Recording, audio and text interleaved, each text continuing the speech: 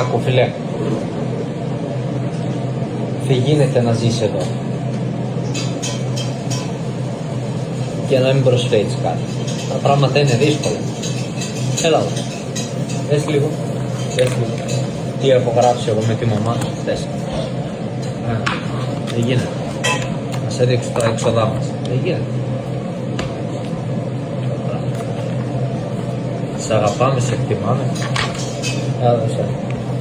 Δες λίγο. 1.812 ευρώ το χρόνο, το μήνα.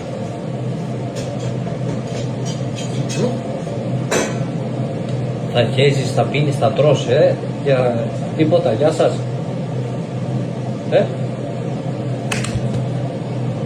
Λοιπόν, τη νέα χρονιά, εδώ, σου μιλάω. Από τη νέα χρονιά πας να βρεις δουλειά, εντάξει. Εδώ. Τη νέα χρονιά θα πας να βρεις δουλειά, δεν γίνεται. Τέλος. Όχι.